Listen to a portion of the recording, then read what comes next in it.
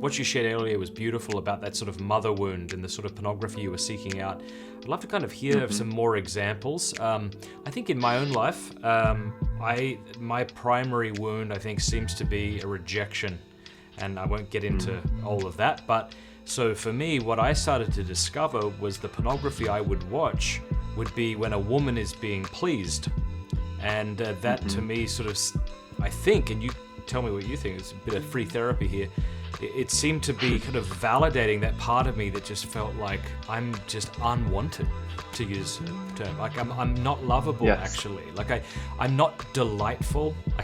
I'm kind of incapable of causing delight. And again, I'm not going to get into all of why I felt that way. But whereas when I used to watch pornography that would have that element in it, like that is what I wanted. You know, if I remember years ago clicking some pornographic video where the woman was expressing no delight, and I was just like so turned off by that, and that was really sort of Anyway, so feel free to speak to that, but then to kind of give us some other example, because it's not always easy. People just think, no, I just want to look at porn because it feels good, and that's true. Yes. But partially true. Yep.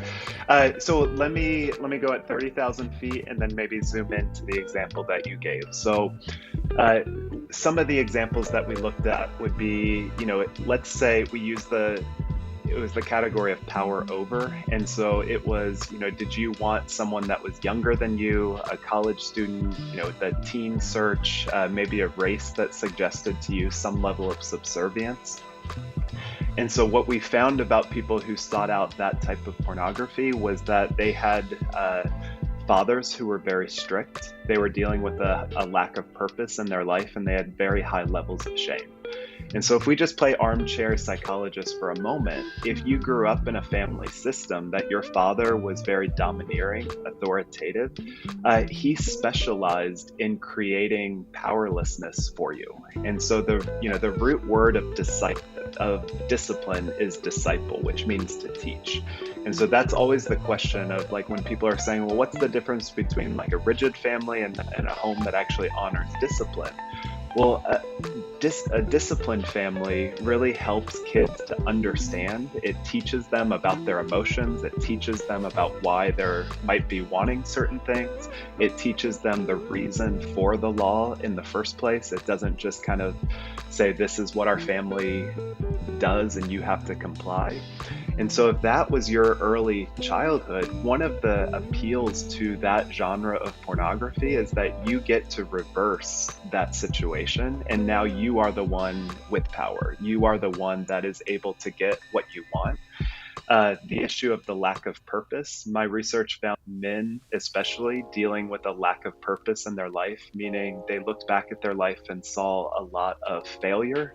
They looked back at their life and didn't like their careers or the direction that their life was taking. Those men were 7 times more likely to increase their use of pornography. So to me, this goes back to the curse for a man in Genesis 3, that, it's thorns, it's thistles, it's the sweat of your brow. And so I think for most men, there is this baseline experience of futility that, I can write a decent book on sexual brokenness, but there's going to be a better one that comes out in a year.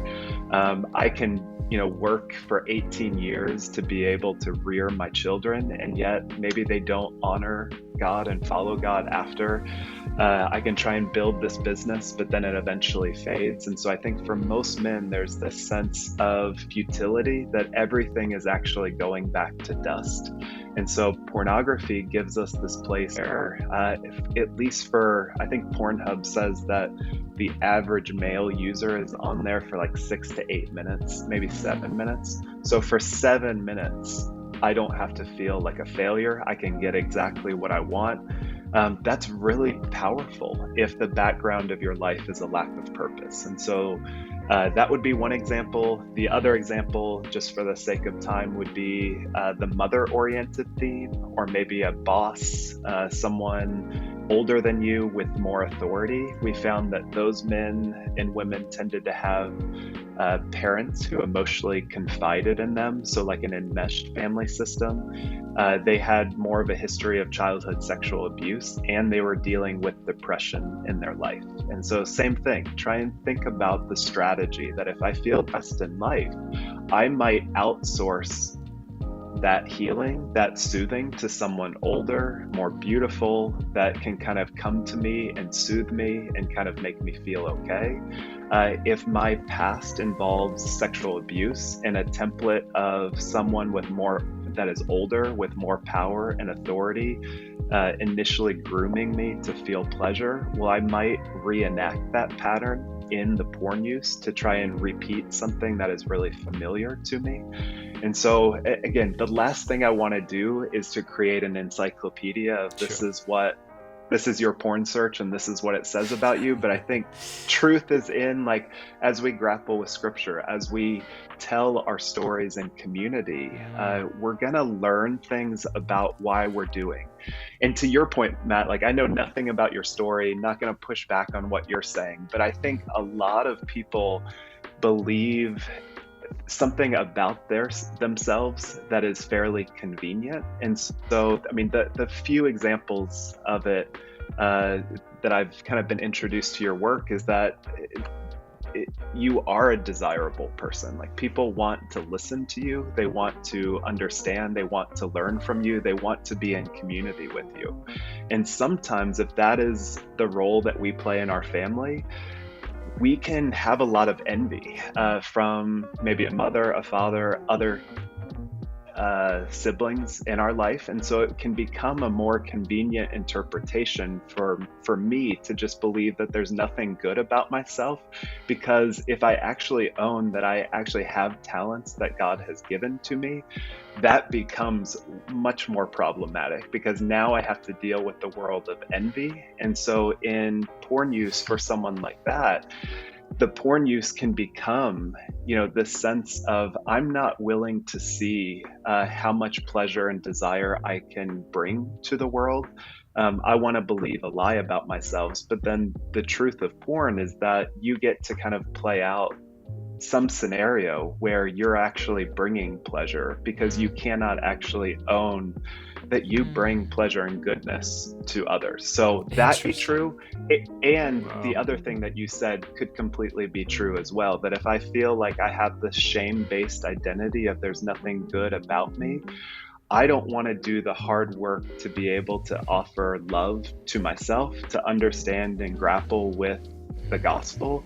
It's just easier to outsource that to something else. And clinically, narcissism is not being full of oneself as we've classically understood it. Narcissism is not knowing who we are. And so therefore we look to an image or something else to reflect back to us our worth. And so whether that is, Mercedes symbol, the amount of books we've written, the amount of men or women that are interested in us sexually or intellectually, all of those things become shortcuts to try and validate who we are. And so, I'm presenting two different models. That one is we don't believe the truth of our beauty. And then the other is that we don't do the really hard and necessary work to develop an identity outside of a reflected sense of self. And most men, I would say, need to do work on both areas, but usually we have one or the other issue at play. You were envied and you... Oh, go for it. No, you're fine. Finish your thought. If you were often the golden child within your family, or you were very likely envied in your family, and so just that sense of, are you ready to step into the war of, you had a mother who desired you, had greater intimacy with you than she did with her own spouse, and that husband both liked that you had a very close relationship with your mother, but also he liked it because he could kind of go off into work. He could have his realm of mastery and career, but then he also in some ways made you pay because of the intimacy that you had with his wife. And so both can be true. And so that's the uniqueness of stepping into our story and our family of origin, because we never quite know what we're going to find once we get into it. I had this image as you were talking about how of Lord of the Rings, right? And we want the eagles to take us to and from Mordor. We don't want to do the hard work. So it's like, I would much rather you tell me that there's an app for this. Like, the idea of having to look into my history, like, are you kidding? Like, it just sounds so messy. And besides, I might start chasing down trails based on your or some other therapist's suggestion that go nowhere. This is exhausting. And yet you're telling me that this is what we got to do. Exactly. And I'm so glad that you referenced that. I mean, I feel the same thing with like sleep and body from time to time. It's like, give me like a pill that I could take that would just eliminate sleep. Don't let me look at, I had a great IPA last night and I know that affected my sleep. But I would rather just do whatever I want during the day, take a pill, and then just deal with it. It's I don't like want to look Homer, at lifestyle choices. It's Homer Simpson. I don't know if you remember that episode of The Simpsons where Homer says, "That's tomorrow Homer's problem." Like, that's not my problem, that's his problem.